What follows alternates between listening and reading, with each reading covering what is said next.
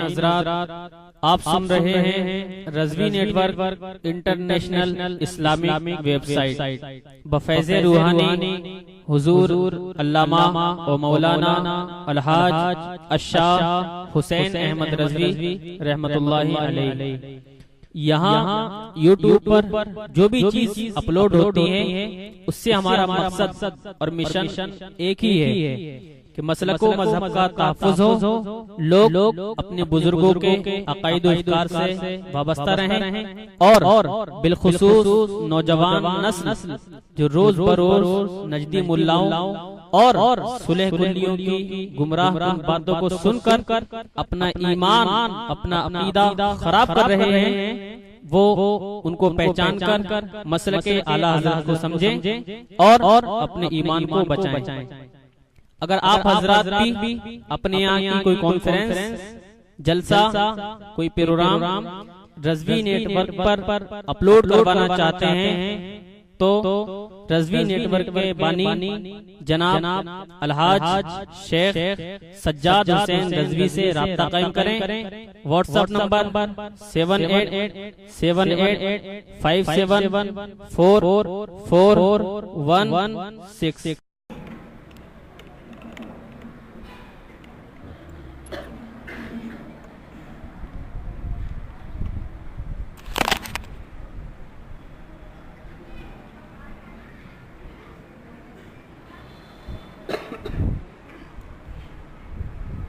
عزیزان ملت اسلامیہ، السلام علیکم ورحمۃ اللہ تعالی وبرکاتہ۔ الحمد للہ رب العالمین، والصلاة والسلام على سیدنا سید الانبیاء وسید المرسلین وعلى آله الطيبين الطاهرين وأصحابه الكرام أجمعين وعلى أتباعه وعلى أتقيائه، خصوصا منهم على سيدنا وسيد الكل وشيخنا وشيخ الكل وغوثنا وغوث الكل سيدنا أبي محمد الشيخ عبد القادر الحسني الحسيني الجعفري الجيلاني رضي الله تعالى عنه وعلى جميع رسوله الكرام وعلى جميع فروعه الفخام وعلى جميع مشائخه العظام وعلى كل من هو محبوب ومرضي لديه صلاة تبقى وتدوم بدوام الملك الحي القيوم، أما بعد، فأعوذ بالله من الشيطان الرجيم، بسم الله الرحمن الرحيم، أولئك الذين امتحن الله قلوبهم للتقوى، وقال تعالى في مقام آخر رضي الله عنهم ورضوا عنه، صدق الله العظيم، وبلغنا رسوله النبي المتين الأمين الكريم۔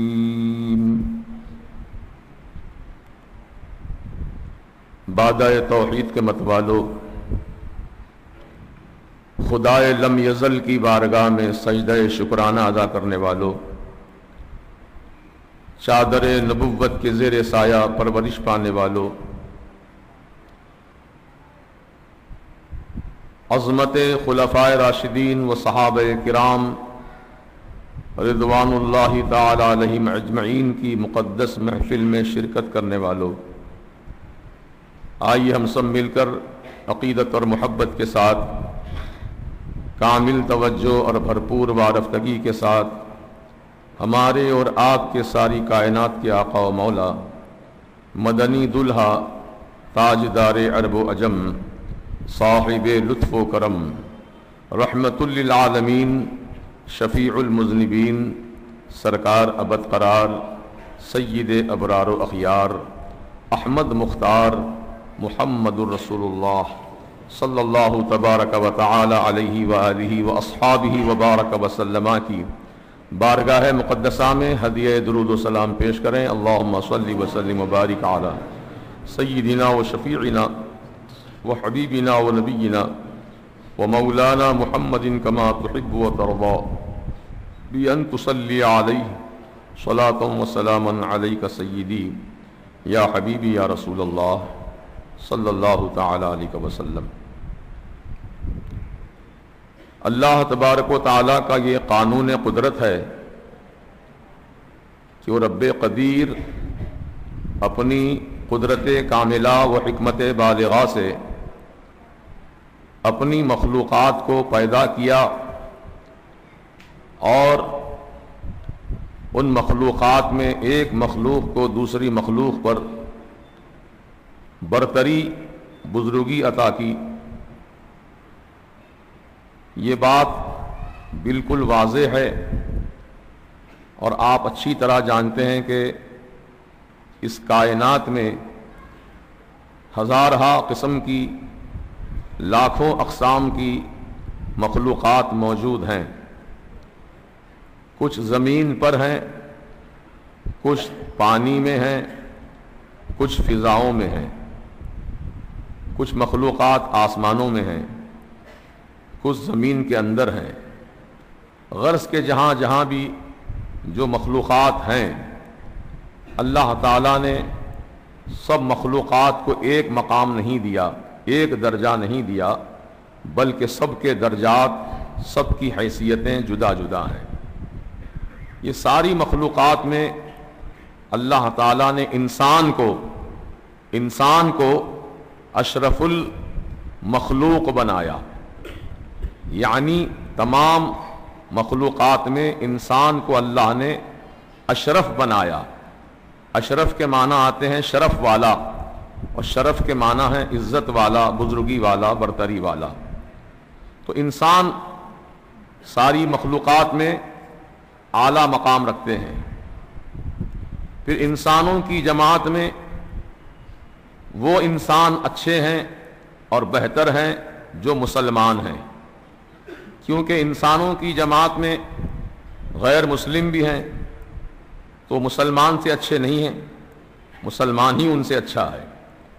फिर मुसलमानों की जमात में वो मुसलमान अच्छे हैं जो बाअमल मुसलमान हैं, जो नमाज की पाबंदी करते हैं, रोज़े का एहतमाम करते हैं, ज़कात अदा करते हैं, हज उम्रा की सआदत हासिल करते हैं, कुरान की तिलावत करते हैं, तस्बीह व तहलील में मसरूफ़ रहते हैं। तो ऐसे मुसलमान और मुसलमानों से अच्छे हैं। फिर इनमें मकाम ऊंचा आलिम का है। आलिम को मुसलमानों की जमात में बरतरी हासिल है। इसीलिए अल्लाह ताला ने कुरान करीम में इरशाद फरमाया, हल यस्तविल्लज़ीना यअलमून वल्लज़ीना ला यअलमून, क्या इल्म जानने वाले और इल्म नहीं जानने वाले दोनों बराबर हो सकते हैं? नहीं, बल्कि इल्म जानने वालों का मकाम इल्म ना जानने वालों से ऊंचा है। ये बात बिल्कुल कुरान से साबित हो चुकी। फिर अल्लाह तबारक व तआला ने आलिमों की जमात में उस आलिम को बरतरी अता की है जो आलिम बाअमल हो, यानी इल्म जानता भी हो और इल्म पर अमल भी करता हो। ऐसा नहीं कि सिर्फ इल्म जान गया, इल्म हासिल कर लिया लेकिन अमल में सिफर है, तो वो आलिम अच्छा नहीं है, बल्कि वो आलिम अच्छा है जो इल्म जानने के साथ साथ अमल भी करता हो। इसीलिए अल्लाह के प्यारे हबीब सल्लल्लाहु तबारक व तआला अलैहि वसल्लम ने इल्म जानने वालों की फजीलत इस तरह बयान फरमाई कि जैसे आसमान के सितारों पर چاند کو فضیلت حاصل ہے، آسمان کے تاروں پر چاند کو بزرگی حاصل ہے، اسی طرح عبادت کرنے والے مسلمانوں پر عالم کو فضیلت حاصل ہے۔ سبحان اللہ۔ تو یہ اللہ کے رسول کا فرمان ذیشان تھا جو آپ نے سماعت کیا۔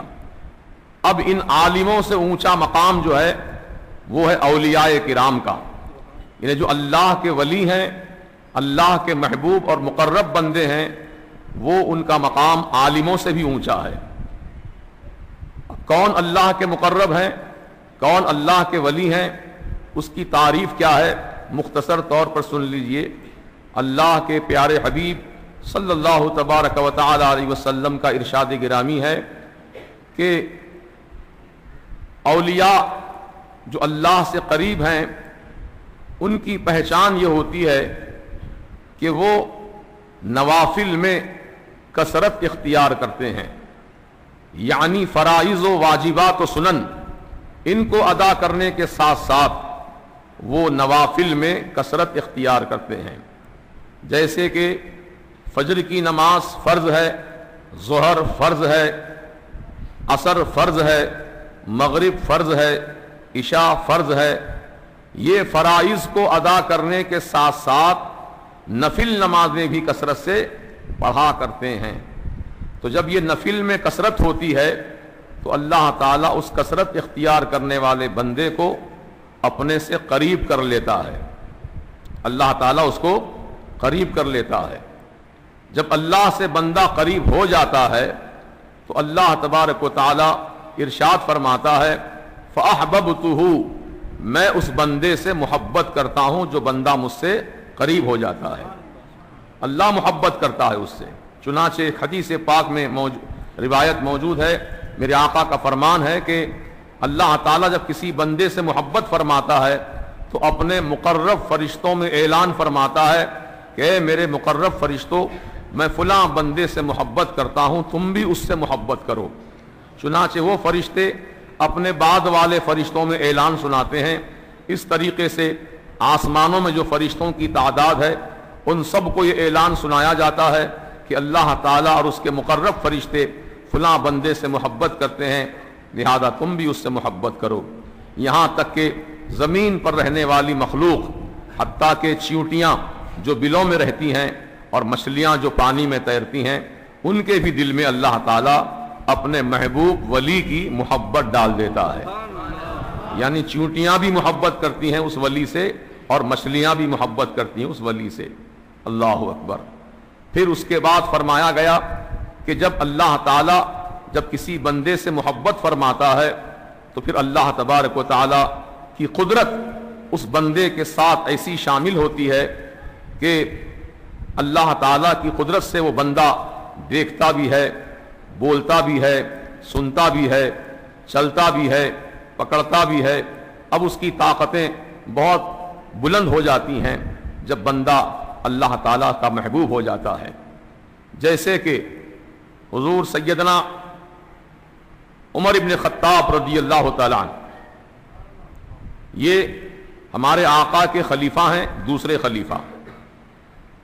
ایک مرتبہ یہ مدینہ شریف میں مسجد نبوی شریف میں جمعہ کا دن تھا، خطبہ ارشاد فرما رہے تھے منبر پر کہ دوران خطبہ آپ نے ارشاد فرمایا یا ساریتو الی الجبل، یا ساریتو الی الجبل، یا ساریتو الی الجبل۔ 3 مرتبہ آپ نے حضرت ساریہ کا نام لے کر پکارا، اے ساریہ پہاڑ کی طرف، اے ساریہ پہاڑ کی طرف، اے ساریہ پہاڑ کی طرف۔ صحابہ جو موجود تھے، جمعہ کی نماز کے لیے موجود تھے، وہ سن کر تعجب میں پڑ گئے کہ ساریہ تو یہاں مدینے میں موجود نہیں ہے، وہ تو جنگ لڑنے کے لیے نہاوند کے مقام پر گئے ہیں جو مدینے سے سینکڑوں میل کی دوری پر ہے، وہ وہاں پر فوج لے کر گئے ہیں، وہ جنگ لڑ رہے ہیں میدان جنگ میں، اور اس فوج کی کمانڈنگ، اس فوج کے سپہ سالار حضرت ساریہ ہیں، تو حضرت ساریہ تو وہاں میدان جنگ میں ہیں، حضرت عمر ابن خطاب ان کا نام یہاں کیوں لے رہے ہیں، یہاں کیوں پکار رہے ہیں؟ تو دیکھیے جب وہ فوج جنگ لڑ کر کے کامیاب واپس آئی مدینے میں تو صحابہ کرام نے اس فوج کے سپہ سالار حضرت ساریہ سے سوال کیا، اے ساریہ، جمعہ کا دن تھا، حضرت عمر ابن خطاب خطبہ پڑھ رہے تھے، دوران خطبہ تمہارا 3 مرتبہ نام پکارا، یا ساریۃ الی الجبل کہا، اے ساریہ پہاڑ کی طرف، معاملہ کیا ہے، یہ واقعہ کیا ہے، ذرا اس کی تفصیل سنائیے۔ تو حضرت ساریہ رضی اللہ تعالیٰ عنہ صحابی رسول ہیں، وہ کہتے ہیں کہ میں میدان جنگ میں تھا، گھمسان کی جنگ چل رہی تھی کہ ہم یہ سمجھے کہ کافر بھاگ گئے میدان سے، ہم یہ سمجھ کر خوش تھے کہ ہم اطمینان کے ساتھ اب واپس ہو جائیں گے، لیکن اچانک میرے کان میں حضرت عمر ابن خطاب کی آواز گونجی۔ نہ کوئی فون ہے، نہ کوئی وائرلیس سیٹ ہے، نہ اسپیکر ہے، نہ کوئی اور آلہ ہے، بس اپنی زبان سے فرما رہے ہیں، اے ساریہ پہاڑ کی طرف، اے ساریہ پہاڑ کی طرف۔ تو آپ کی آواز جو مدینے سے مقام نہاون تک پہنچی اور ان کے کانوں میں حضرت عمر ابن خطاب رضی اللہ عنہ کی آواز سنائی دی، تو اس کا کیا مطلب ہوا؟ اللہ تبارک و تعالی حضرت عمر ابن خطاب رضی اللہ عنہ سے محبت فرماتا ہے، تو جب اللہ ان سے محبت فرماتا ہے تو ان کی زبان اللہ تعالیٰ کی قدرت کا مظہر بن جاتی ہے، اور جب وہ بولتے ہیں تو اللہ جس کو سنانا چاہتا ہے وہ آواز سنا دیتا ہے۔ تو حضرت عمر نے پکارا اور انہوں نے اس آواز کو سن لیا۔ فرماتے ہیں تو اچھا ہوا کہ اچانک حضرت عمر رضی اللہ عنہ کی آواز میرے کان میں آئی، میں پہاڑ کی طرف پیچھے پلٹ کر دیکھا تو کیا دیکھتا ہوں کہ دشمنان اسلام کا لشکر پہاڑ کے پیچھے سے ہم پر آ کر حملہ کرنا چاہتا تھا۔ جب میں نے پہاڑ کی طرف رخ کیا تو فوراً میں نے ان پہ حملہ کر کے وہاں سے بھگا دیا اور ہم کامیاب ہو گئے۔ اگر ہم غفلت میں رہتے تو ہم پیچھے جاتے، مارے جاتے۔ حضرت عمر نے ہماری مدد فرمائی مقام نہاون میں، اور ہماری مدد ایسی کی کہ ہم کامیاب ہو گئے الحمدللہ۔ تب یہ بتاؤ مجھے کہ حضرت عمر ابن خطاب رضی اللہ عنہ کی آواز مدینے میں نکلی تھی، پہنچی کہاں؟ مقام نہاوند میں۔ یہ اللہ تعالیٰ کی محبت کا فیضان ہے۔ جب اللہ کسی بندے سے محبت کرتا ہے تو اس کی آواز کو اتنا پاورفل بنا دیتا ہے، اتنا طاقتور بنا دیتا ہے کہ جس کو سنانا چاہتے ہیں وہ آواز ان کو سنائی دیتی ہے۔ یہی ہے بات سمجھنے کی، اور قرآن سے بھی میں یہ بات ثابت کر سکتا ہوں کہ جب حضرت سلیمان علیہ السلام کا لشکر ایک جنگل سے گزر رہا تھا، ایک چیونٹیوں کا لشکر بھی جنگل سے جا رہا تھا، چیونٹیاں تھیں، اپنے بل میں سے نکل کر کہیں وہ غذا کی تلاش میں جا رہی تھی چیونٹیاں، تو چیونٹیوں کی جو ملکہ تھی اس نے اپنی تمام ساتھیوں سے کہا، اے چیونٹیوں جلدی جلدی اپنے اپنے بلوں میں داخل ہو جاؤ، کہیں ایسا نہ ہو کہ سلیمان علیہ السلام کا لشکر اپنے پیروں کے نیچے تم کو کھندل ڈالے، مل ڈالے، مسل ڈالے، کہیں تم ہلاک برباد ہو جاؤ گے، لہذا ان کا لشکر آنے سے پہلے پہلے تم اپنی بلوں میں داخل ہو جاؤ۔ چیونٹی نے اپنے ساتھیوں سے ایسا کہا تو سلیمان علیہ السلام اس وقت 3 میل کی دوری پر تھے۔ کتنی میل کی دوری پر؟ 3 میل کی دوری پر۔ جب آپ وہاں اتنی دور تھے، چیونٹی یہاں اپنے ساتھیوں سے کہہ رہی ہے کہ تم اپنے اپنے بلوں میں داخل ہو جاؤ، کہیں سلیمان علیہ السلام کا لشکر بے خبری میں تم کو کھدل نہ ڈالے، تو سلیمان علیہ السلام چیونٹی کی یہ بات سن کر مسکرا پڑے۔ فتبسم ضاحکا، قرآن کریم کی آیت ہے، آپ مسکرا پڑے، ہنس پڑے، کہہ رہے چیونٹی کو اپنی جان کی کتنی پرواہ ہے کہ اپنے ساتھیوں سے کہہ رہی ہے کہ سلیمان علیہ السلام کا لشکر کہیں کچل نہ ڈالے ہم کو، جلدی جلدی بلوں میں داخل ہو جاؤ۔ تو یہ گفتگو سن کر سلیمان علیہ السلام مسکرا پڑے۔ تو چیونٹی جو بات کر رہی ہے، غور کیجئے، آپ چیونٹی کو اپنے ہتھیلی میں لے لیجئے، کوئی بھی چیونٹی ہو ہتھیلی میں لیجئے، کان کے قریب رکھ لیجئے، سنیے غور سے، کیا اس کے چلنے کی آواز آپ سن سکتے ہیں؟ کیا اس کے آواز کو آپ سن سکتے ہیں؟ ہمارے لیے یہ ممکن نہیں ہے، کیونکہ ہمارے کان اتنے طاقتور نہیں ہیں کہ ہم چیونٹی کی آواز سن لیں، کان کے قریب رکھ کر بھی نہیں سن سکتے۔ لیکن اللہ تبارک و تعالی جس کو چاہتا ہے، جس کو پسند فرماتا ہے، جس سے محبت فرماتا ہے، ان کے کان میں اتنا پاور عطا فرماتا ہے کہ وہ 3 میل کی دوری پر چیونٹی بات کر رہی ہے تو وہ بات کو سلیمان علیہ السلام سن رہے ہیں۔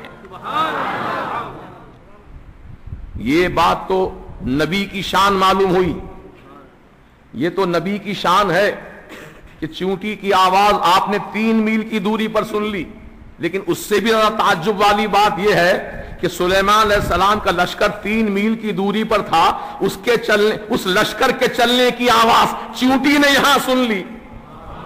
ہاں، لشکر کی آواز اتنی دور سے یہاں چونٹی نے سن لیا، تو بتاؤ چونٹی کے کان کو اللہ نے اتنا طاقتور بنا دیا تھا اس وقت کہ وہ چونٹی نے وہ ان کے چلنے کی آواز کو سن لیا یہاں پر.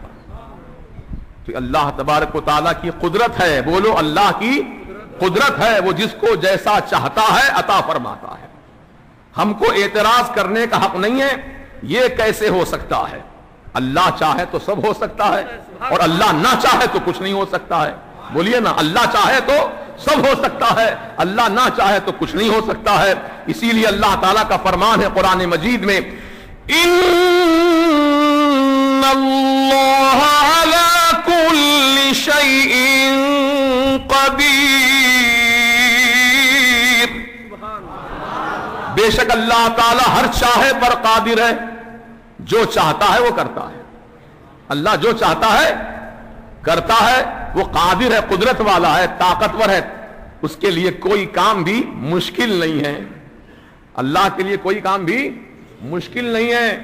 اللہ تبارک و تعالی اپنے ولیوں سے جب محبت فرماتا ہے تو ان کی آواز میں اتنا پاور دیتا ہے کہ وہ سینکڑوں میل کی دوری پر رہنے والے صحابی حضرت ساریہ رضی اللہ عنہ کو آواز، حضرت عمر اپنی آواز وہاں تک پہنچا رہے ہیں. اچھا، یہ بات آواز کی ہی نہیں ہے بلکہ نگاہوں کا بھی یہ عالم ہے. غور کیجئے، نہاون کا مقام کوئی مدینے سے لگا ہوا نہیں ہے، مسجد نبوی کے سامنے کا میدان نہیں ہے جو دیکھ لیں کھڑے کھڑے وہاں سے، بلکہ سینکڑوں میل کی دوری پر ہے. نہ جانے کتنے جنگل ہیں بیچ میں، کتنے پہاڑ ہیں بیچ میں، کتنے ایسے چیزیں ہیں جو انسان ان چیزوں کو دیکھ نہیں سکتا ہے. نظر کے سامنے وہ چیزیں آڑ بن جاتی ہیں. لیکن اللہ تعالیٰ جب کسی بندے سے محبت فرماتا ہے تو اس کی آنکھ میں اتنی طاقت و قوت عطا فرما دیتا ہے کہ وہ رہ کر کہیں بھی کسی بھی مقام کو آسانی سے دیکھ لیتے ہیں.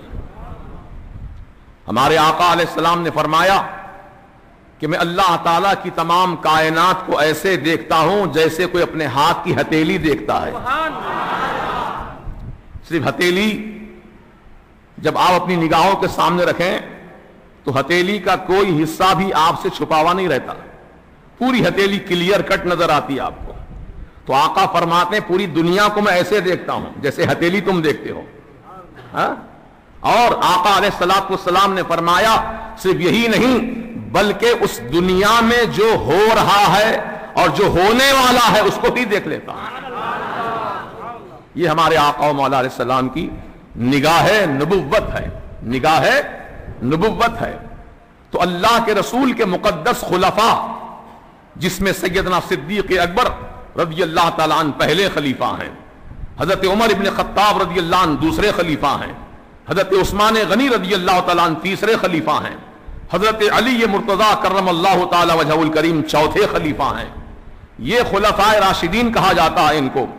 خلفاء راشدین کے معنی رسول پاک کے نائب، رسول پاک کے جانشین، رسول پاک علیہ السلام کے وارث.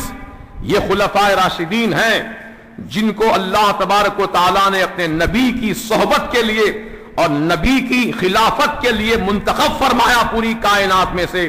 اسی لیے قرآن کریم کا ارشاد ہے اولئک الذین امتحن اللہ قلوبہم للتقوی.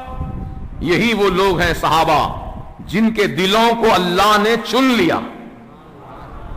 آپ اچھا اچھا چنتے نا، جیسے آپ کوئی چیز مارکیٹ میں خریدنے گئے ہیں تو آپ ہر اچھی چیز کو چن کر نکالتے ہیں، چھانٹ چھانٹ کے نکالتے ہیں. تو بلا تشبیہ بلا تمثیل یہ اللہ تعالیٰ نے جو انسانوں کی جماعت کو پیدا کیا، یہ پورے انسانوں کی جماعت میں جو سب سے اچھے انسان تھے، جو اچھے سب سے پرہیزگار تھے، اللہ نے ایسے انسانوں کا انتخاب کیا. کس لیے انتخاب کیا؟ رسول کی صحبت کے لیے. تو آدمی قیامت تک، اب قیامت تک مسلمان بن سکتا ہے، مومن بن سکتا ہے، نمازی بن سکتا ہے، حاجی بن سکتا ہے، روزے دار بن سکتا ہے، غازی بن سکتا ہے، لیکن کوئی صحابی نہیں بن سکتا، کوئی صحابی نہیں بن سکتا۔ صحابہ وہی ہیں جن کو اللہ نے چنا ہے کائنات میں پوری، اور رسول کی صحبت جن کو عطا فرمایا، وہی مقدس صحابہ ہے۔ مسلمانوں، تو بات یہ کہنا چاہتا تھا کہ اللہ تعالیٰ نے پوری مخلوقات میں انسان کو اعلیٰ مقام دیا، انسانوں کی جماعت میں مسلمان کو اعلیٰ مقام دیا، مسلمانوں کی جماعت میں اس مسلمان کو اعلیٰ مقام دیا جو باعمل مسلمان ہے، پھر ان کے آگے مقام عالم کا ہے، پھر عالموں کی جماعت میں مقام اعلیٰ باعمل عالم دین کا ہے، پھر ان سے آگے مقام ولی کا ہے۔ بات یہاں تک پہنچی تھی نا، ولی کا مقام عالم سے بھی اونچا ہے۔ اب ولی میں کئی درجے ہیں، ایک صرف ولی ہے، ایک ولی بھی ہے اور ابدال بھی ہے۔ وہ ابدال اور اونچے مقام والا ہے، پھر اس کے آگے ولی بھی ہے، قطب بھی ہے، اس کا مقام اور اعلیٰ ہے، ولی بھی ہے، غوث بھی ہے، اس کا مقام اور اعلیٰ ہے۔ تو اس طریقے سے تمام اولیاء کی جماعت میں سب سے اونچا مقام اللہ نے ولایت میں سب سے اونچا مقام جس کو عطا کیا ہے، اس شخصیت کا نام ہے سیدنا مولائے کائنات شیر خدا حیدر کرار رضی اللہ تعالیٰ عنہ، جو رسول پاک کے چوتھے خلیفہ ہیں۔ یہ باب ولایت کہا جاتا ہے، ولایت کا دروازہ علی مرتضیٰ ہے۔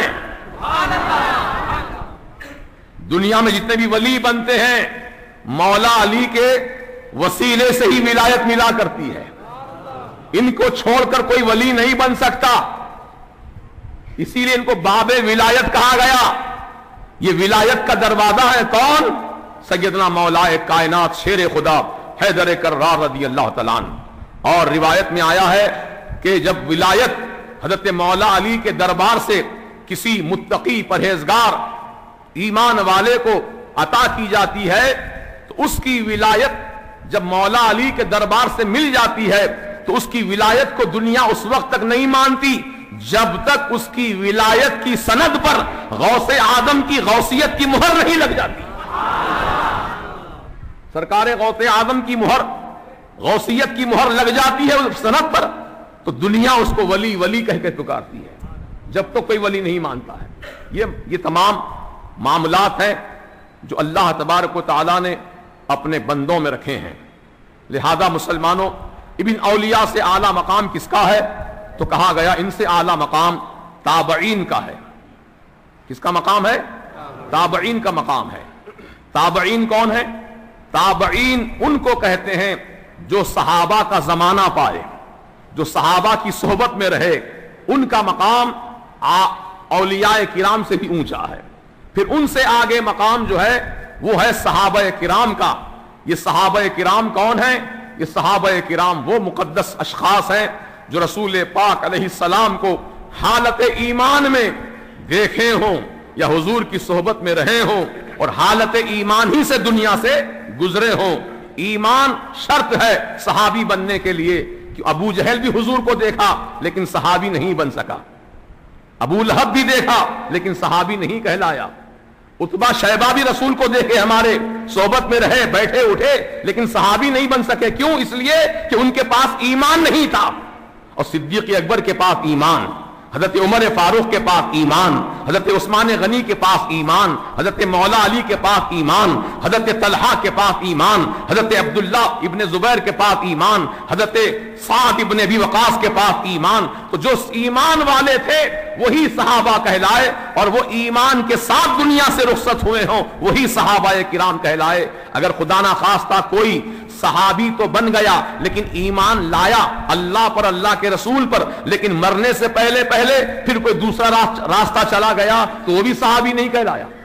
جیسا کہ ایک واقعہ ہے کہ حضور نے کچھ صحابہ کی جماعت کو قرآن کی وحی لکھنے کے لیے مقرر کیا تھا۔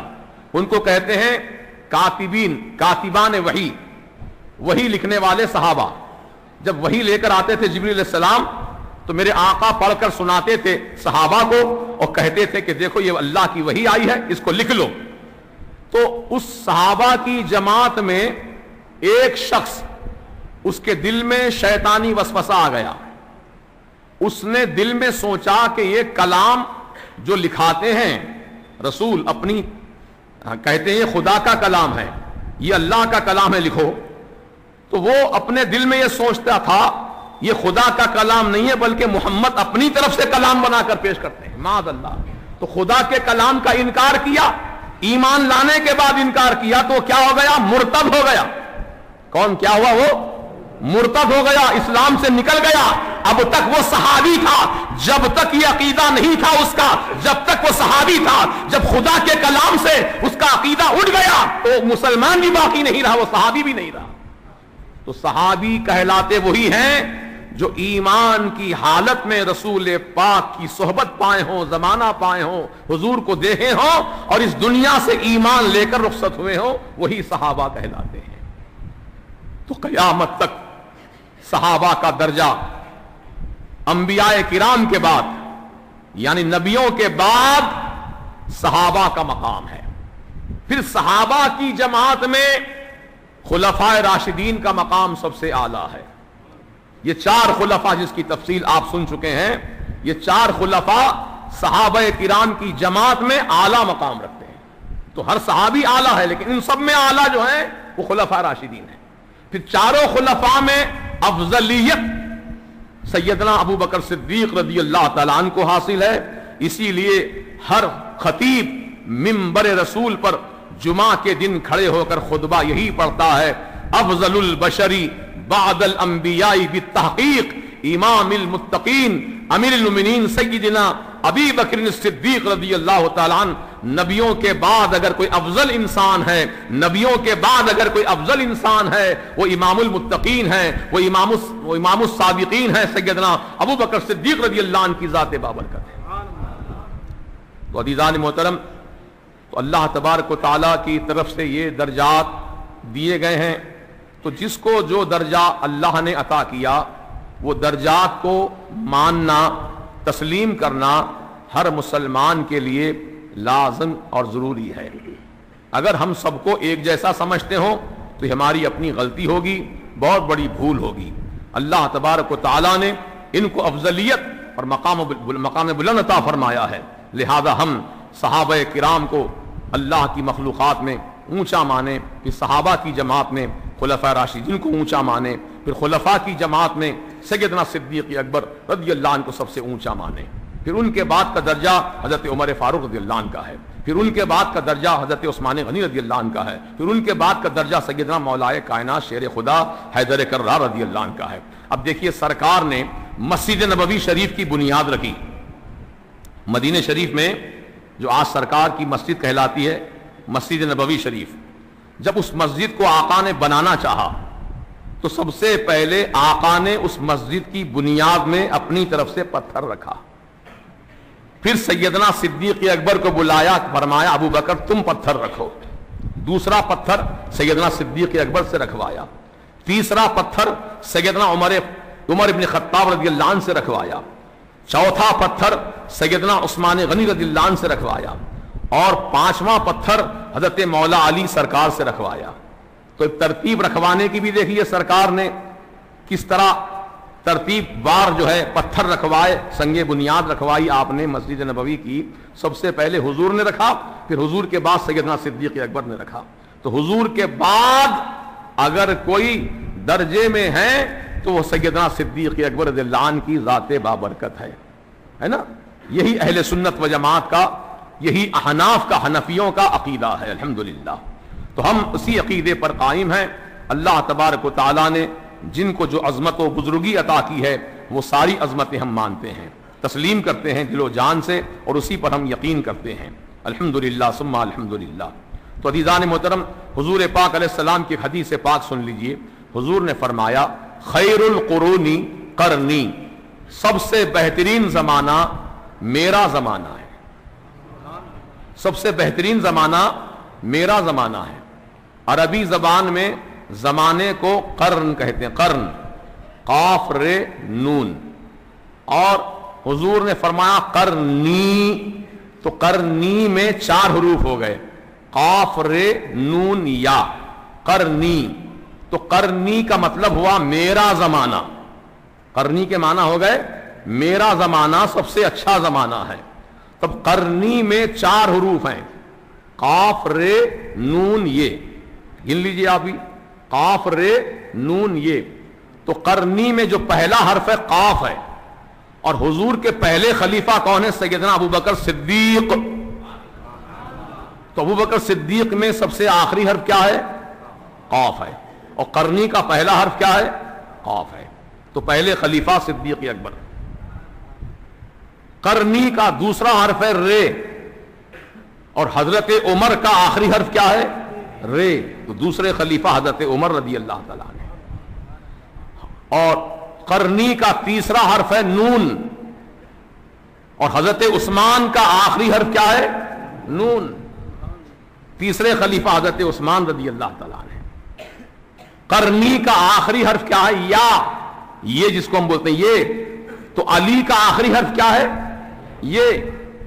تو قرنی کا معنی اب یہ ہو گئے، قرنی حضور کے فرمان کا مطلب یہ ہوا، قرنی میرا زمانہ بھی اچھا زمانہ ہے، ابو بکر صدیق کا زمانہ بھی اچھا زمانہ ہے، حضرت عمر کا زمانہ بھی اچھا زمانہ ہے، حضرت عثمان غنی کا زمانہ بھی اچھا زمانہ ہے، اور علی کا زمانہ بھی اچھا زمانہ ہے. تو یہ حضور کی حدیث پاک کی شرح آپ کے سامنے بیان کی گئی تاکہ یہ معلوم ہو جائے کہ چاروں خلفاء کی ترتیب جو اہل سنت و جماعت کے ہاں ہے، یہی ترتیب بالکل حق پر ہے اور یہی صحیح ہے، اور اسی پر ہم سب کا ایمان اور ایقان ہے. اور اللہ کے پیارے حبیب صلی اللہ تبارک و تعالی علیہ وسلم نے فرمایا، اصحابی کالنجوم، میرے صحابہ ستاروں کے مانند ہیں. اصحابی کالنجوم، میرے صحابہ ستاروں کی طرح ہیں. بِأَيِّهِمْ اقتدیتم اہتدیتم، میرے صحابہ کی جماعت میں سے کتنے صحابہ تھے؟ کہتے ہیں 1,24,000 صحابہ تھے. کتنے تھے؟ 1,24,000 صحابہ. اب یہ تعداد اتنی ہی کیوں رکھی گئی؟ تو علماء کرام فرماتے ہیں کیونکہ دنیا میں اللہ تعالیٰ جو نبیوں کو بھیجا ان کی تعداد بھی 1,24,000 تھی. تو جتنے نبی دنیا میں آئے 1,24,000، اسی تعداد کے مطابق اللہ نے رسول کے صحابہ کی تعداد رکھی. تو حضور پاک علیہ السلام کے صحابہ جن کی تعداد 1,24,000 ہے، سبحان اللہ، وہ صحابہ کرام رضوان اللہ علیہم اجمعین کی جماعت میں سے کسی ایک صحابی کی بھی ہم اقتداء کر لیتے ہیں، ان کی پیروی کر لیتے ہیں، ان کے نقش قدم پر چلتے ہیں، تو گویا اللہ کے رسول نے فرمایا تم نے ہدایت کو پا لیا. ہدایت کو پا لیا تم نے، کیونکہ میرے صحابہ کا کام غلط نہیں ہو سکتا، کیونکہ صحابہ میرے تربیت یافتہ ہیں، میں نے ان کو سنوارا ہے، میں نے ان کو بنایا ہے، میں نے ان کو علم سے نوازا ہے، میں نے اپنی صحبت سے مالا مال کیا ہے. میرے صحابہ کا ہر کردار جو ہے وہ قرآن کی ترجمانی ہوا کرتا ہے. میرے صحابہ کا ہر عمل جو ہے میری سنت کے مطابق ہوا کرتا ہے. ایسا نہیں ہو سکتا کہ میرے صحابہ کوئی غلط کام کر بیٹھیں تو وہ تمہارے لیے ہدایت کا ذریعہ ہو. نہیں، میرے صحابہ بہت ہی ہدایت یافتہ ہیں. تو میرے صحابہ کی جماعت میں سے کسی ایک صحابی کی پیروی کر لو گے تو ہدایت والے بن جاؤ گے. تو صحابہ کا عمل تمام دنیا کے مسلمانوں کے لیے معیار ہدایت ہے. بولیے کیا ہے؟ معیار ہدایت. کوئی بھی مسلمان کسی بھی صحابی کے عمل پر عمل پیرا ہو سکتا ہے، اور جو عمل کر لے گا ان کے عمل کے مطابق وہی تو ہدایت پر ہے. اور قرآن کریم میں اللہ تعالیٰ نے رسول کے صحابہ کی یہ شان کو بیان فرمایا، فَإِنْ آمَنُوا بِمِثْلِ مَا آمَنْتُمْ بِهِ فَقَدِ اهْتَدَوْا. فَإِنْ آمَنُوا، اگر تم ایمان لاؤ، بِمِثْلِ ان کی طرح، مَا آمَنْتُمْ بِهِ جو صحابہ ایمان لائے، صحابہ کے ایمان کی طرح اگر تم بھی اپنا ایمان رکھتے ہو، فَقَدِ اهْتَدَوْا تو تحقیق تم ہدایت والے ہو گئے.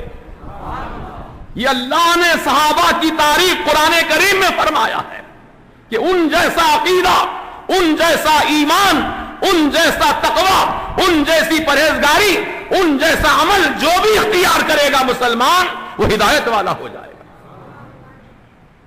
تو آج ہم کو سخت ضرورت ہے اسی بات کی کہ ہم صحابہ کرام رضوان اللہ علیہم اجمعین کے طریقہ پاک پر عمل پیرا ہوں اور ان کی زندگی کو اپنے لیے مشعل راہ بنائیں، ان کے طریقے کو اپنے لیے آئیڈیل بنائیں اور ان کے مطابق اپنا عقیدہ بھی رکھیں اور ان کے مطابق عمل بھی کریں، تو انشاءاللہ ہم ہدایت والے ہو جائیں گے۔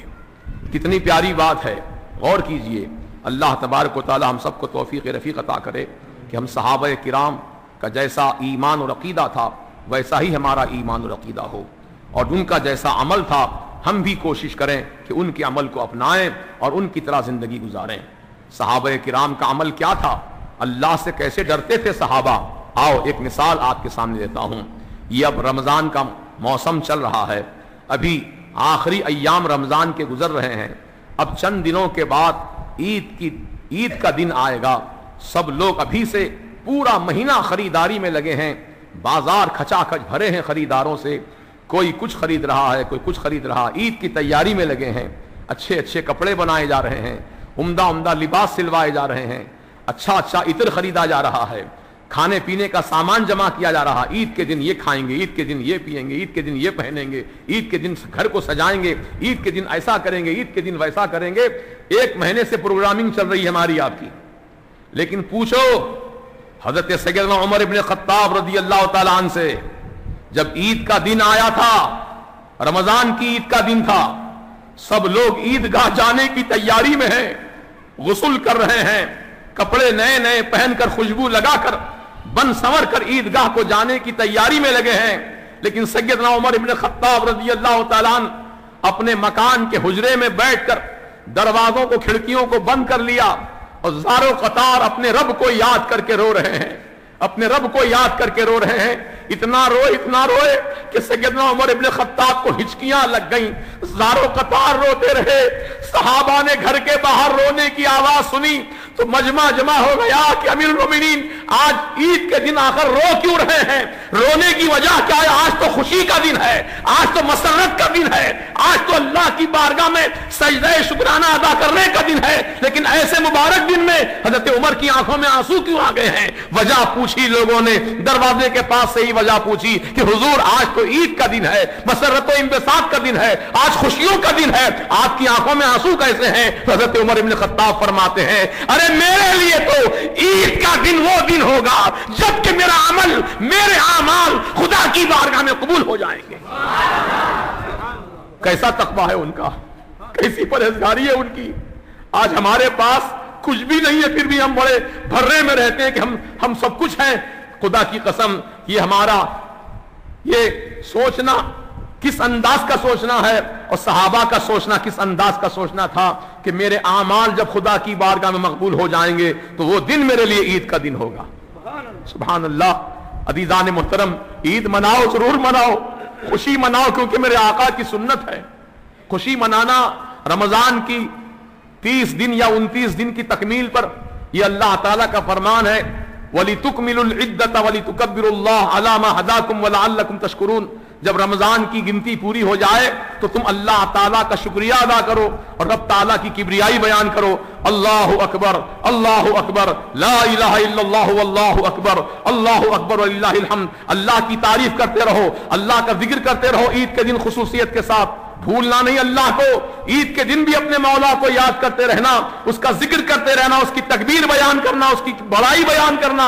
گھر سے نکلو تو پڑھتے جاؤ اللہ اکبر، اللہ اکبر، لا الہ الا اللہ واللہ اکبر، اللہ اکبر وللہ الحمد۔ عیدگاہ کو جانے تک، عید کی نماز جہاں پہ ہو رہی ہے وہاں تک پہنچنے تک اللہ کا کبریائی بیان کرتے جاؤ، اور جب نماز میں بھی کھڑے ہو جاؤ تو اللہ اکبر، اللہ بہت بڑا ہے، اللہ اکبر، اللہ بہت بڑا ہے، اللہ اکبر، اللہ بہت بڑا ہے۔ روزانہ کی نمازوں میں ہم ایک مرتبہ ہاتھ باندھ کے کھڑے ہو جاتے ہیں اللہ اکبر، لیکن عید کی نماز میں ہر رکعت میں 3 مرتبہ اللہ اکبر زیادہ کہنا ہے، 6 تکبیرات کو زیادہ کہنا ہے، کیونکہ رب کا حکم ہے کہ آج عید کا دن ہے تو مجھے بھولنا نہیں، مجھے اور زیادہ یاد کرنا۔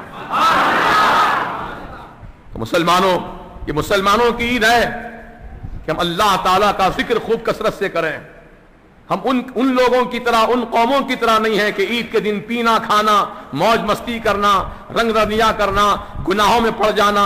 یہ نہیں ہے مسلمانوں کی عید. مسلمانوں کی عید یہ ہے کہ مسلمان خدا تعالیٰ کی بارگاہ میں سجدہ شکرانہ ادا کر کے اللہ کی کبریائی بیان کرتے ہیں، اللہ کی بزرگی بیان کرتے ہیں، تو اللہ پاک ان بندوں سے راضی ہوتا ہے، خوش ہوتا ہے جو اس کو یاد رکھتے ہیں، یاد کرتے ہیں. پھر پروردگار عالم رمضان کی پورے مہینے کی جو آپ نے محنت کی ہے، اس محنت کا صلہ رب العالمین اپنے روزے دار بندوں کو، اطاعت گزار بندوں کو، فرما بردار بندوں کو، عاشق رسول جو ہیں اللہ کے چاہنے والے، رسول کے چاہنے والے، رسول کے آل پاک کے چاہنے والے، صحابہ کے چاہنے والے، خلفاء راشدین کے چاہنے والے، ان چاہنے والوں کو رب العالمین اپنی رحمتوں سے مالا مال فرماتا ہے. تو ہم آج عہد کر کے اٹھیں یہاں سے انشاءاللہ کہ عید کے دن بھی ہم اللہ کو نہیں بھولیں گے، بلکہ اللہ تعالیٰ کثرت سے یاد کریں گے. بولیے انشاءاللہ. اللہ کا ہم خوب ذکر کریں گے، اور اللہ تعالیٰ کا ذکر اس طرح کرو، اس طرح ذکر کرو دل کی گہرائیوں سے، صرف زبان کے اوپر نہیں، دل سے ذکر ہو. اپنے مولا کو قلب کی گہرائیوں سے یاد کرو، کیونکہ رب ہمارا خالق ہے. بولو وہ رب ہمارا خالق ہے، پیدا کرنے والا ہے. وہ رب ہمارا رازق ہے، ہم کو روزی دینے والا ہے. وہ رب ہم کو تندرستی دیا، صحت و عافیت دیا، ہم کو روپیہ پیسہ دیا، دھن دولت دیا، کاروبار دیا، آل اولاد دیا، رہنے کے لیے مکان دیا، تجارت کے لیے سامان دیا. کتنے نعمتیں رب تعالیٰ نے عطا کی ہیں. ہر ایک نعمت پر رب کا شکریہ واجب ہے. اللہ کا خوب شکریہ ادا کرتے رہو، اللہ کا خوب ذکر کرتے رہو. اسی لیے قرآن کریم میں اللہ تعالیٰ جا بجا اپنا ذکر کرنے کی توفیق، اپنے ذکر کرنے کا حکم اپنے بندوں کو عطا فرمایا. کہیں رب کا فرمان ہے فَاذْكُرُونِي أَذْكُرْكُمْ وَاشْكُرُوا لِي وَلَا تَكْفُرُونَ. بس میرے بندو تم مجھے یاد کرو، میں تم کو یاد کروں گا. تم میرا ذکر کرو، میں تمہارا ذکر کروں گا. یہ اللہ پاک فرما رہا ہے. تم میرا چرچا کرو، میں تمہارا چرچا کروں گا. تم مجھے یاد رکھو، میں تمہیں یاد رکھوں گا. تم انسانوں کی محفل میں یاد کرو، میں فرشتوں کی محفل میں یاد کروں گا. تم زمین پر یاد کرو، میں عرش عظیم پر یاد کروں گا. سبحان اللہ. یہ کیسی مہربانی ہے رب تعالیٰ کی کہ اپنے بندوں کو حکم بھی فرما رہا ہے کہ مجھے یاد کرو، میں بھی تم کو یاد کروں گا. اگر اللہ یاد نہ بھی فرمائے ہم گناہگاروں کو تو ہم پوچھنے کے حقدار نہیں ہے کہ اللہ ہم کو تو نے کیوں یاد نہیں کیا. اللہ تعالیٰ کی مہربانی ہے کہ ہم ذکر کرنے والوں کو یاد فرما لیتا، یہ اس کی مہربانی ہے.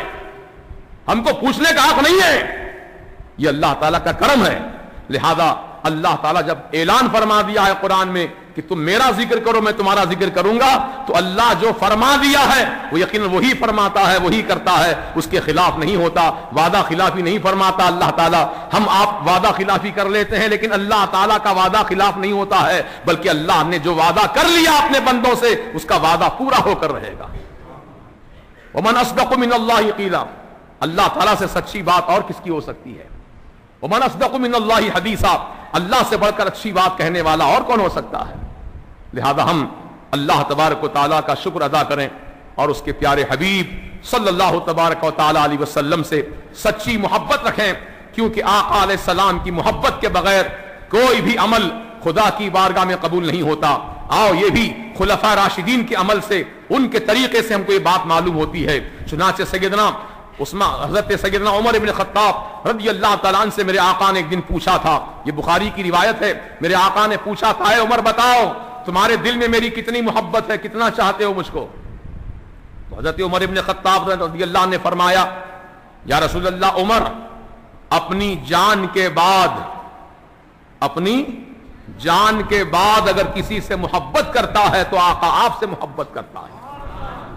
تو میرے سرکار نے یہ بات سن کر فرمایا، اے عمر ابھی تم مومن نہیں ہوئے، تم ایمان والے نہیں بنے. ابھی تم اپنی جان کو پہلے چاہتے، بعد میں نبی کو چاہتے. پہلے اپنی جان سے محبت، بعد میں نبی سے محبت. اے عمر کیا کہہ رہے ہو؟ ابھی تم مومن نہیں ہوئے.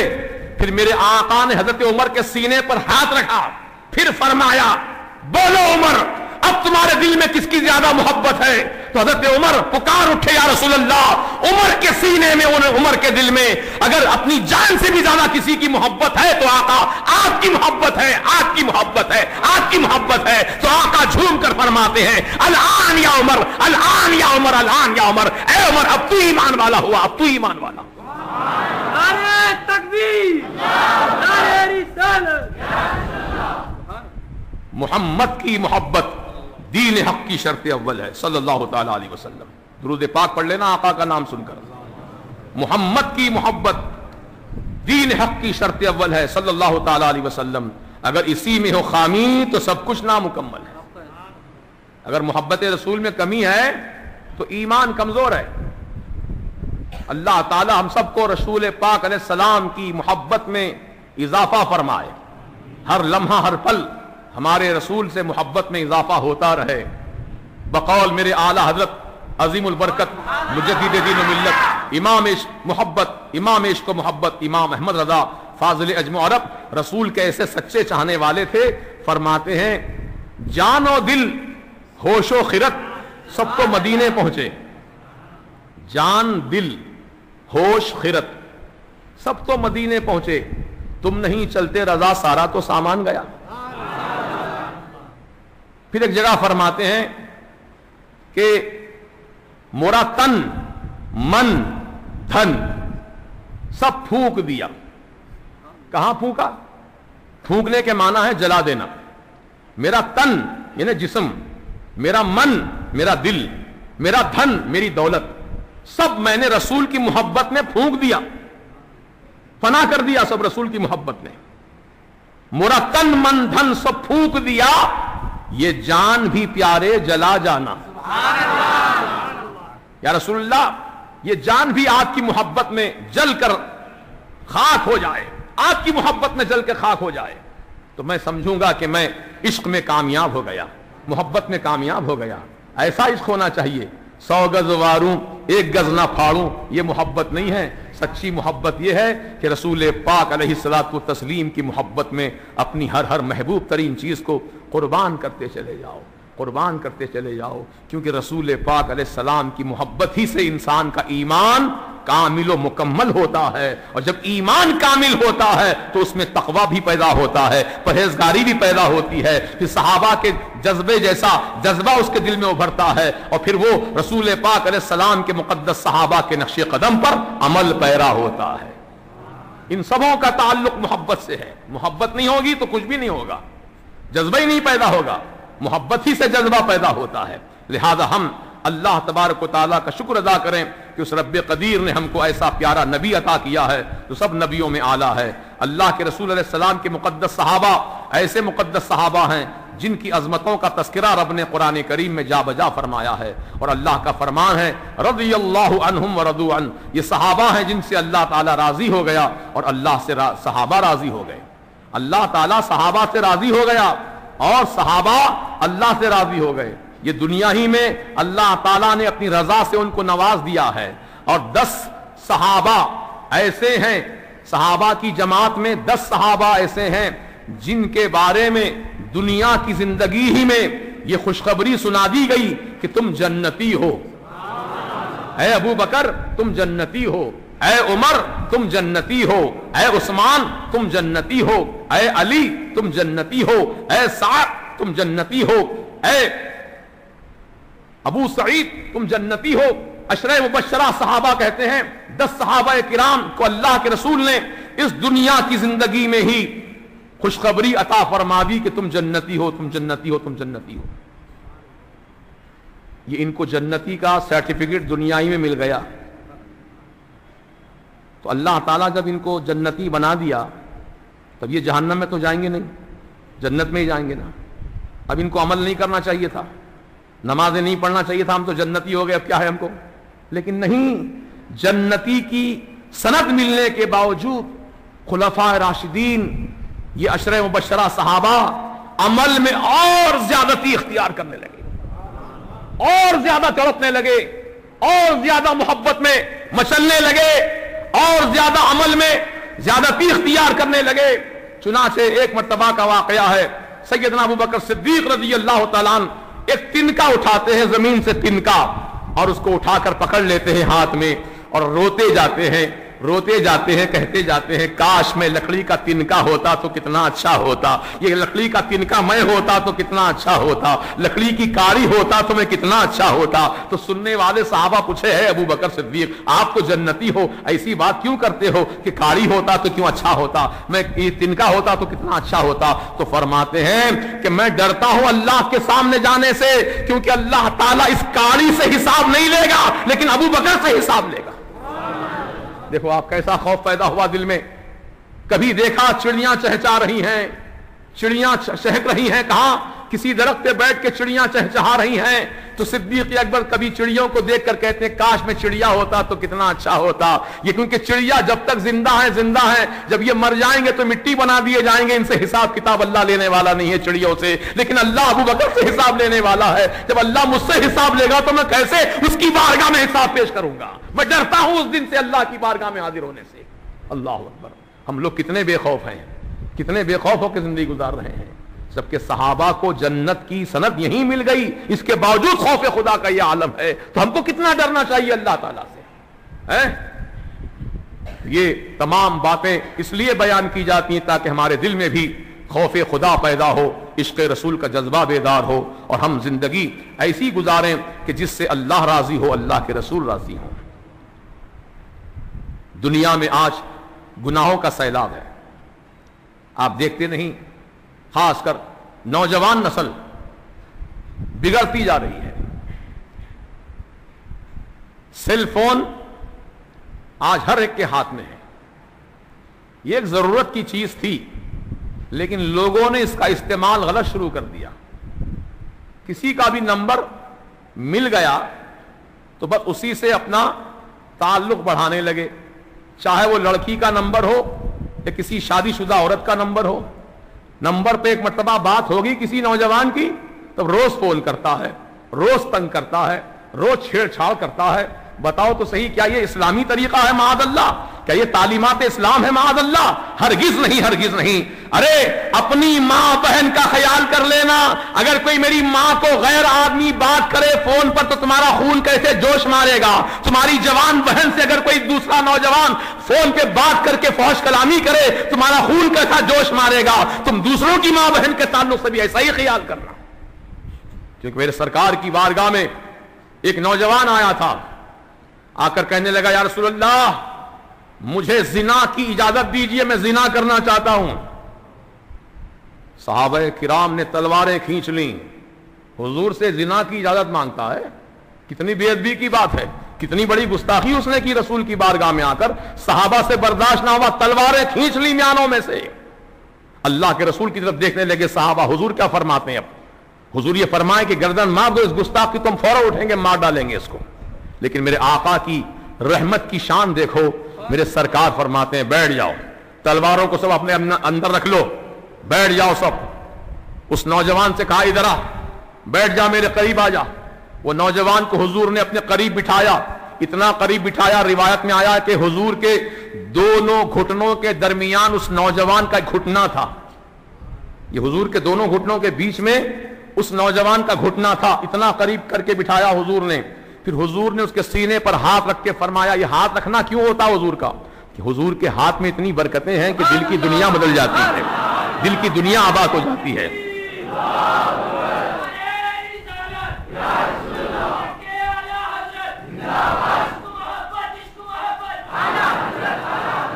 حضور نے اپنا ہاتھ رکھا، حضور نے اپنا ہاتھ رکھا، دل کی دنیا کی کیفیت بدل گئی۔ پھر آقا نے فرمایا بول، تو جس سے زنا کرنا چاہتا ہے کوئی عورت ہی سے تو نہ؟ کہا ہاں عورت سے زنا کرنا چاہتا ہوں۔ عورت یا تو کسی کی ماں ہوگی، یا کسی کی بیٹی ہوگی، یا کسی کی بہن ہوگی، یا کسی کی بیوی ہوگی۔ عورت کے 4 ہی روپ ہیں، ماں، بیٹی، بہن، بیوی۔ عورت کے 4 روپ ہوتے ہیں، ان میں سے کوئی نہ کوئی ایک ضرور ہوگی۔ تو جس عورت کے ساتھ بھی زناکاری کرنا چاہتا ہے یا تو کسی کی ماں ہوگی، یا کسی کی بہن ہوگی، یا کسی کی بیٹی ہوگی، یا کسی کی بیوی ہوگی، ان 4 میں سے کوئی ایک ہوگی ضرور۔ تو نوجوان نے سر ہلایا، ہاں یہ 4 میں سے کوئی نہ ایک ہوگی ضرور۔ تو حضور نے پھر فرمایا اگر کوئی تیری ماں کے ساتھ منہ کالا کرے تو کیا تو برداشت کرے گا؟ کہا ہرگز نہیں۔ اگر کوئی تیری بیٹی کے ساتھ منہ کالا کرے تو تو برداشت کرے گا؟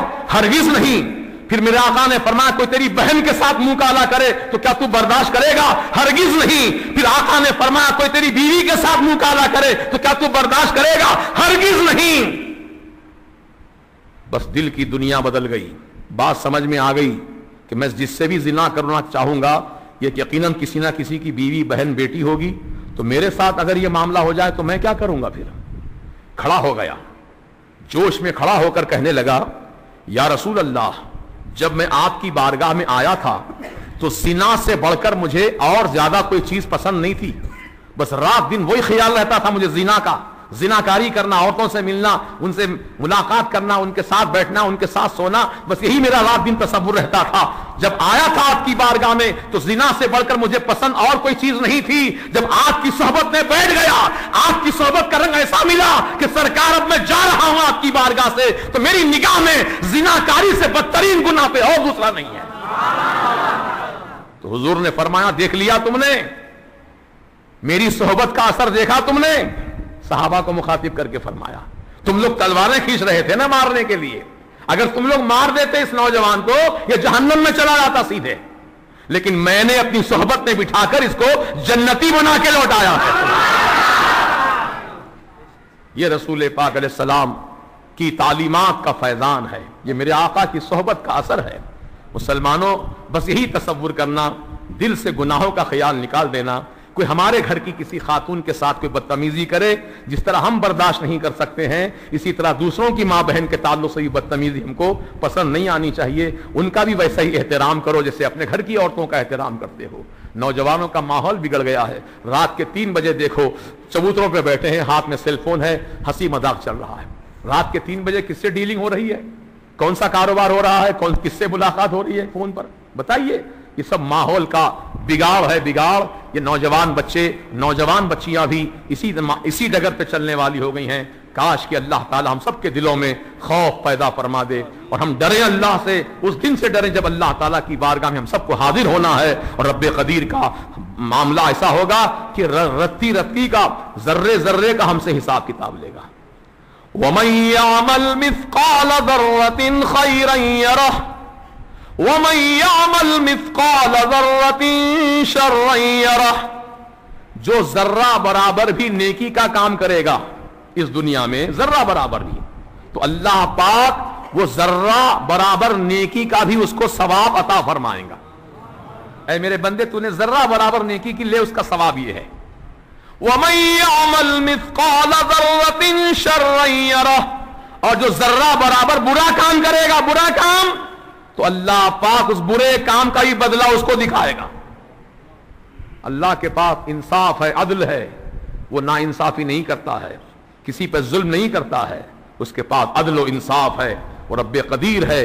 لہذا اللہ سے ڈرو اور اپنے دل میں خوف خدا پیدا کرو۔ یہ رمضان کے مہینے میں ہم لوگ اللہ کی طرف متوجہ ہو گئے، نمازوں کا اہتمام کرنے لگے، روزوں کا اہتمام کرنے لگے، ہماری زبان پر جھوٹ نہیں آیا، ہماری زبان پر غیبتیں نہیں آئیں، ہماری زبان پر شکوے شکایتیں نہیں آئیں۔ تو رمضان کے مہینے میں جیسے ہم لوگ پرہیزگاری کے کام کرتے رہے، رمضان کا مہینہ گزرنے کے بعد بھی ایسے ہی ہم پرہیزگار بن کے رہیں، متقی بن کے رہیں، گناہوں سے بچیں، اور وہ چاہے چھوٹا گناہ ہو کہ بڑا گناہ ہو، ہر گناہ سے اجتناب کریں تو انشاءاللہ اللہ تبارک و تعالی ہم سب کو آخرت میں کامیابی عطا فرمائے گا۔ تو یہ چند مفید باتیں تھیں جو آپ کی خدمت میں رکھی گئیں۔ اب یہ ساری باتوں کو ذہن میں محفوظ رکھیے اور عمل کیجئے، انشاءاللہ عمل سے ہی انسان کی زندگی نکھرتی ہے، انسان کی زندگی سنورتی ہے۔ ایمان اور عمل یہ دونوں چیزیں بنیاد ہیں، ایمان بھی ہو عمل بھی ہو، ایمان کے ساتھ عمل ہو تو اللہ تعالیٰ کی بارگاہ میں وہی اعمال مقبول ہیں اور رب تبارک و تعالیٰ ان اعمال صالحہ کا بدلہ ایمان والوں کو ضرور عطا فرمائے گا۔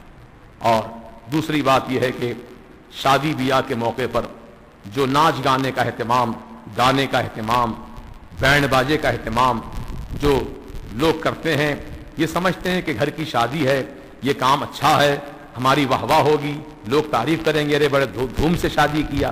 لیکن شادی کیا ہے؟ سنت رسول ہے، شادی کیا ہے بولو؟ سنت رسول ہے. تو کیا میرے آقا علیہ السلام نے اور صحابہ کرام نے کبھی معاذ اللہ رب العالمین اپنی شادی بیاہ کے موقع پر کوئی ایسا کام کیا تھا جو خلاف شرع ہو، خلاف سنت ہو، خلاف احکام خدا ہو؟ نہیں نہیں، بلکہ بالکل سیدھے سادھے انداز میں انہوں نے شادیاں کی.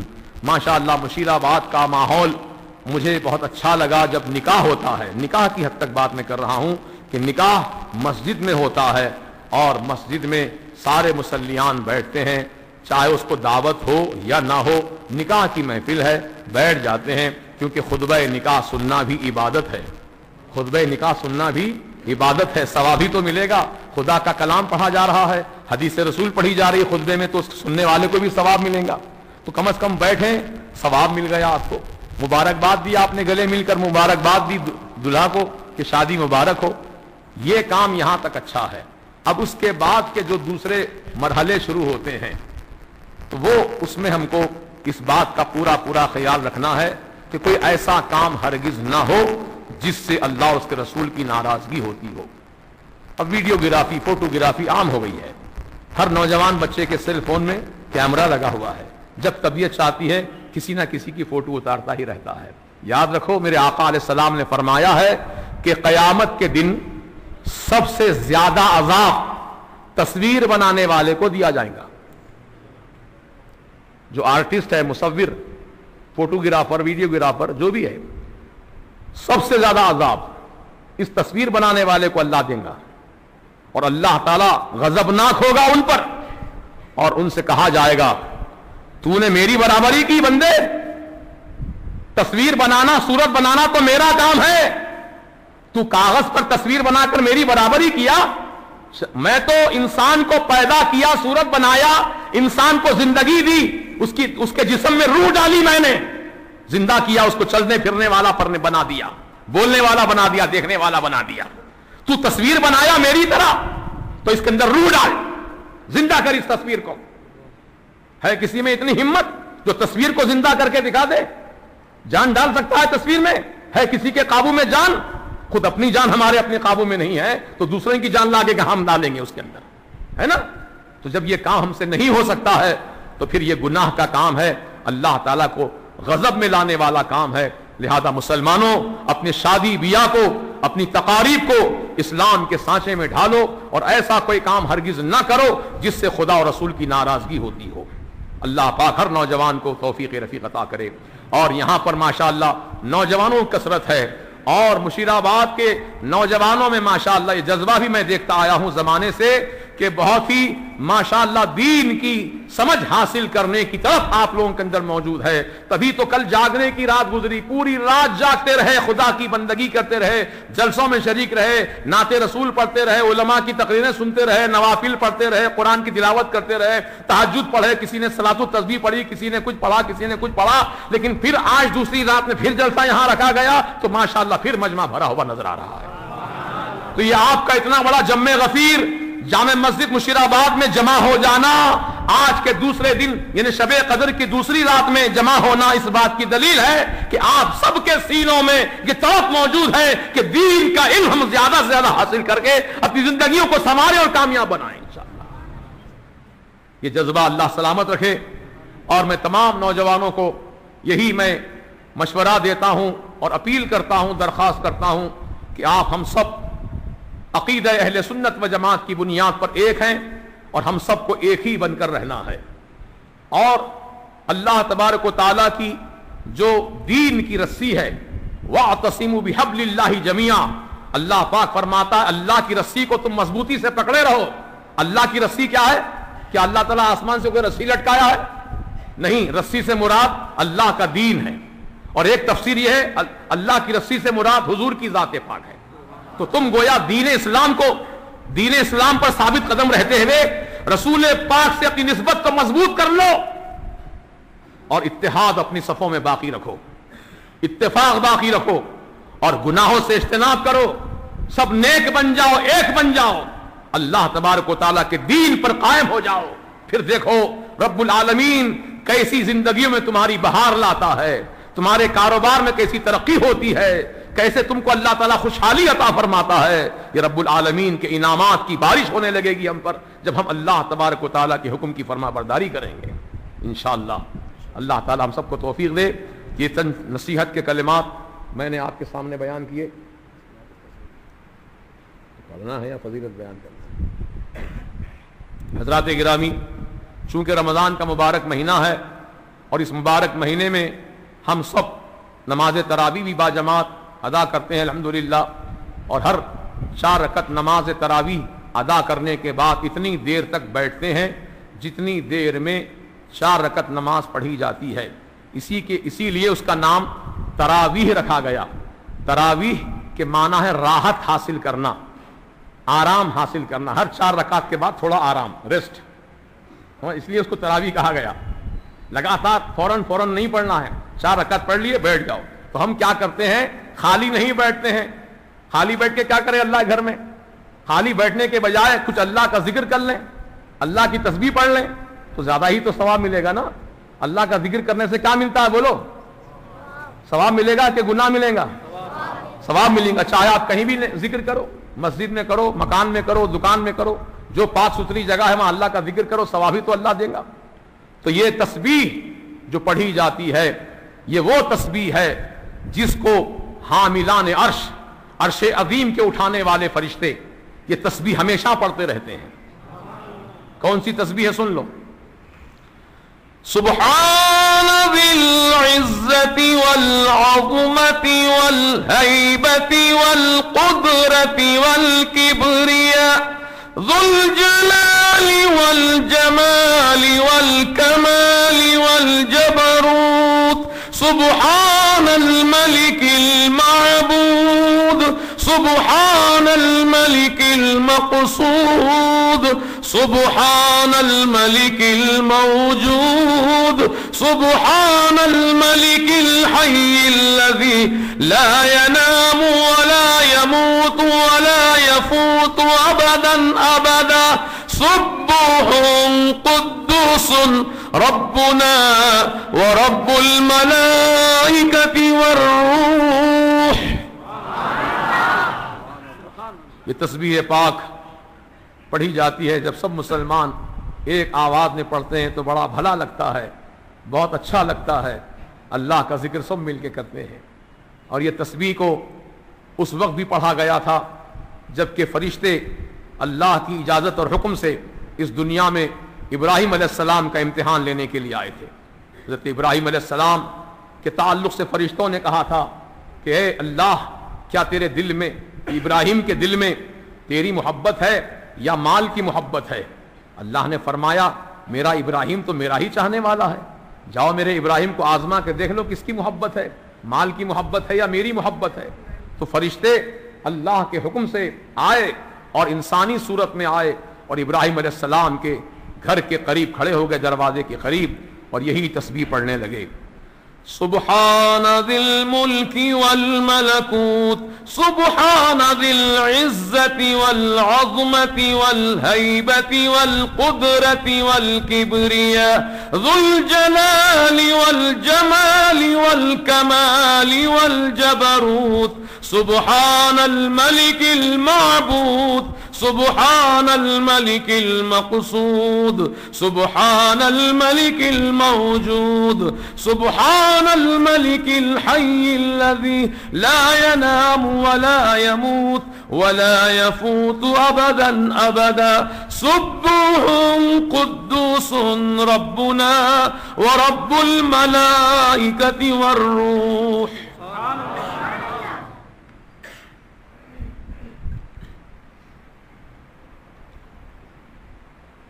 अब एक फरमाइश पूरी होती नहीं दूसरी फरमाइश आ जाती। तो पहले बता देना मेरे को क्या क्या बोलना है, सब थोड़ा थोड़ा बोल देता, ख़त्म हो जाती बात।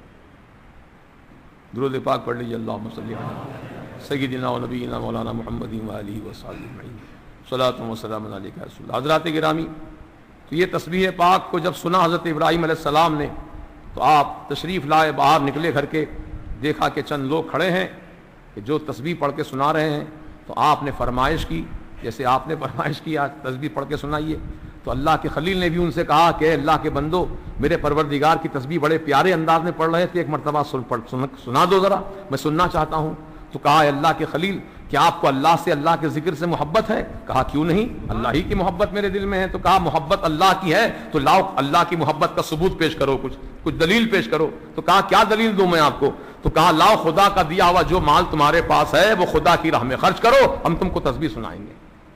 تو اس وقت آپ کے گھر میں بکریوں کا بہت بڑا ریوڑ تھا، بہت بڑا مندہ تھا بکریوں کا۔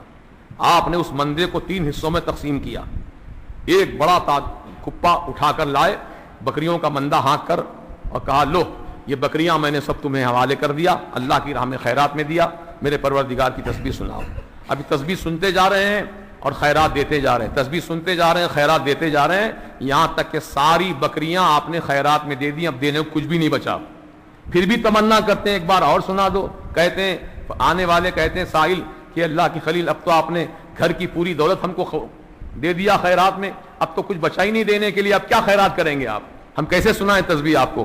تو کہا یہ بکریوں کے اب تم مالک ہو گئے نا، میں خادم بن کر بکریوں کو چراؤں گا، تم میرے مولا کی تسبیح سناتے جانا۔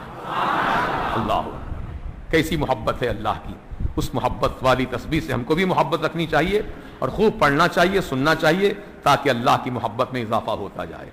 اور ابھی ایک اور چٹھی آئی ہے، وہ یہ ہے خواتین کے تعلق سے۔ اب یہاں خواتین تو ہیں نہیں، لیکن پھر بھی میں کہتا ہوں کہ ہو سکتا ہاں پردے کا اہتمام کیے ہیں خواتین کے لیے، تو میری ماں بہنیں بھی یہاں موجود ہیں، تو ان کے لیے بھی کچھ نصیحت کی باتیں، دین اسلام کی باتیں، اور وہ باتیں جو صحابہ کرام سے متعلق ہیں۔ ایک واقعہ میں عرض کر دیتا ہوں۔ ایک صحابی نے جو ایسے مکان میں قیام کرتے تھے کہ اوپر وہ رہتے تھے اور نیچے ان کا سسرال تھا، ساس سسرے نیچے رہتے تھے اور بیٹی داماد اوپر والے حصے میں رہتے تھے۔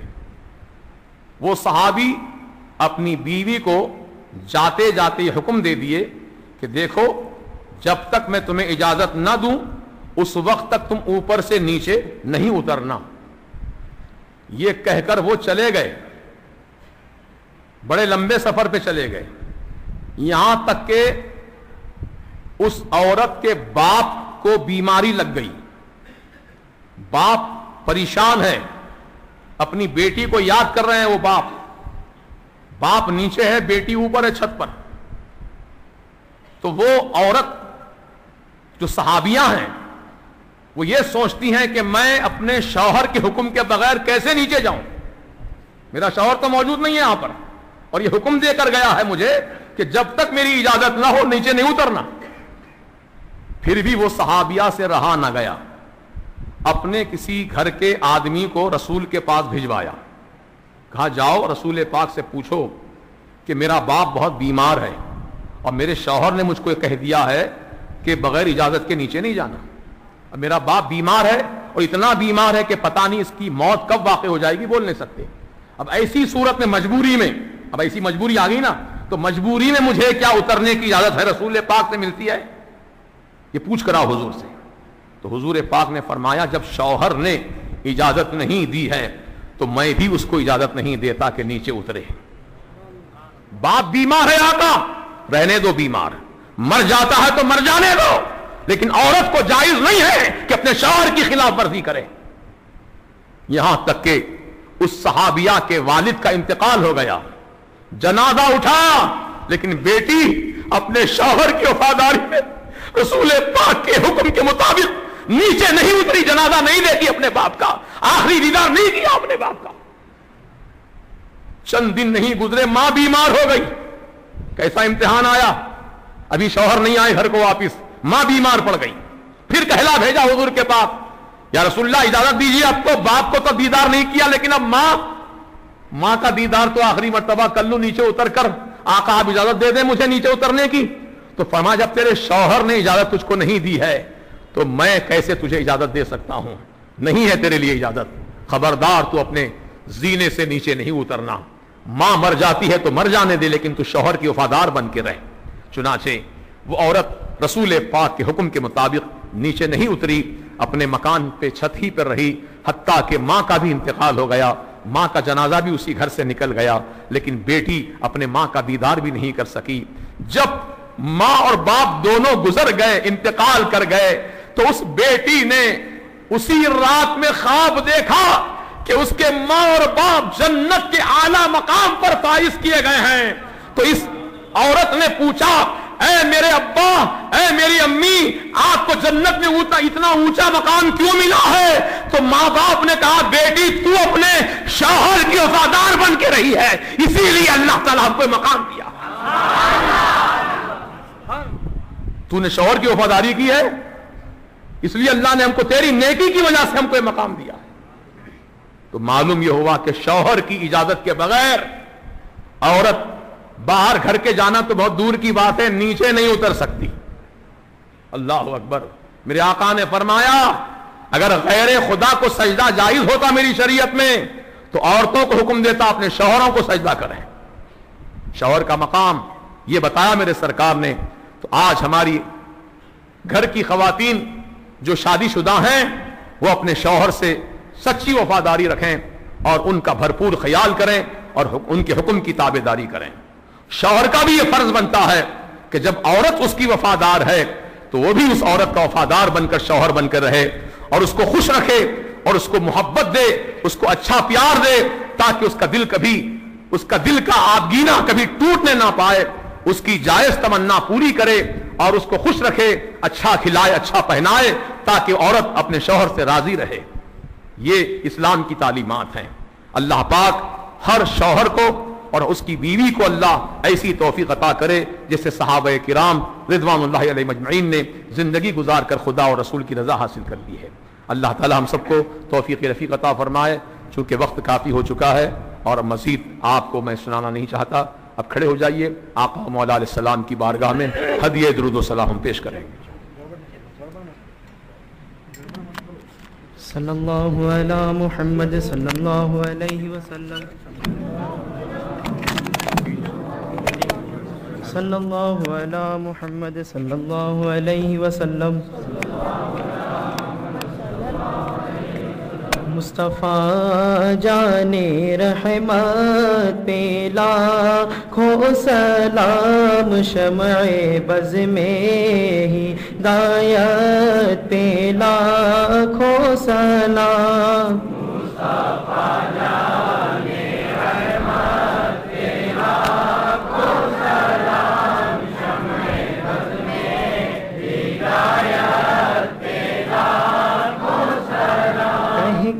شان جو دیکھا تو شرما گئی، کیسی نورانی صورت ہے سرکار کی، جن کی تعظیم کو جھک گئی چاندنی، جن کے سجدے کو محراب کعبہ جھکی، ان بھووں کی لطافت پہ لاکھوں سلام۔ مصطفیٰ جان رحمت پہ لاکھوں سلام، شمع بز میں ہدایت پہ لاکھوں سلام۔ غوث و خواجہ رضا حمید و مصطفیٰ، پنجے گنجے ولایت پہ لاکھوں سلام۔ مجھ سے خدمت کی خود سی کہے ہاں رضا، مجھ سے خدمت کے خود سی کہے پڑھ رضا۔ مصطفیٰ جان رحمت پہ لاکھوں سلام،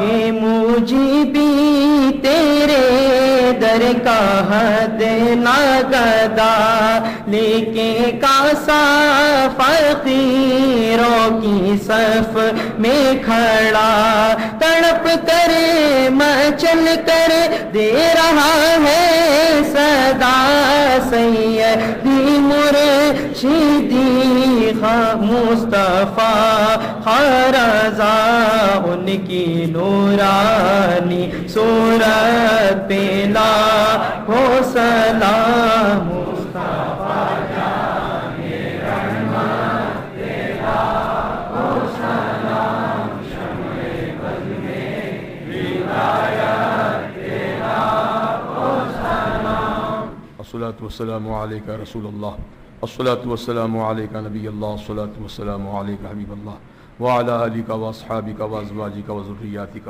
وشهداء محبتك وأولياء أمتك وأهل بيتك يا رسول اللہ یا الہی رحم فرما مصطفیٰ کے واسطے، یا رسول اللہ کرم کیجیے خدا کے واسطے، مشکلیں حل کر شہ مشکل کشا کے واسطے، کربلائیں رد شہید کربلا کے واسطے، سید سجاد کے صدقے میں ساجد رکھ ہمیں، علم حق دے باقر علم خدا کے واسطے۔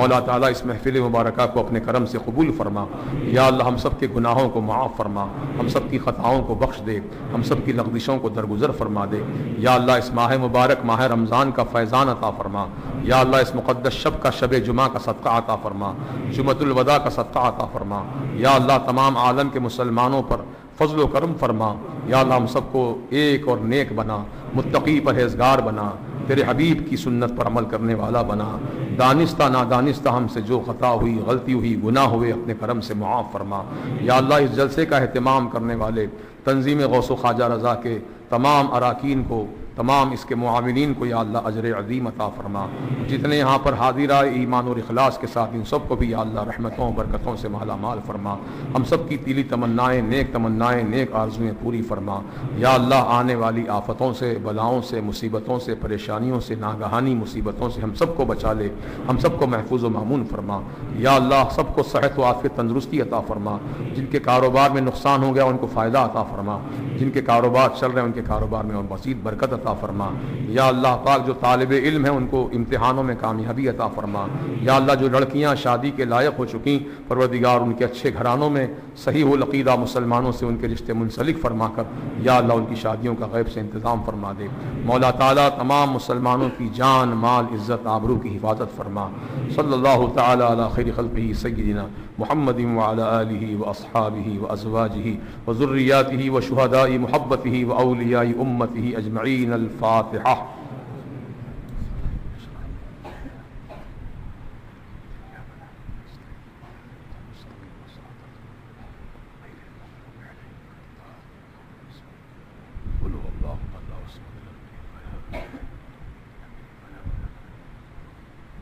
قال اللہ تعالی فی شان عظمت حبیبہ الکریم اعوذ باللہ من الشیطان الرجیم ان اللہ وملائکتہ یصلون علی النبی یا ایھا الذین آمنوا صلوا علیہ وسلموا تسلیما اللہم صل علی سیدنا وشفیعنا ونبینا مولانا محمد معدن الجود والکرم وآلہ وصحبہ وبارک وسلم صلاۃ وسلام علیک یا رسول اللہ سبحان ربک رب العزۃ عما یصفون والسلام علی المرسلین والحمد للہ رب العالمین حق لا الہ الا اللہ۔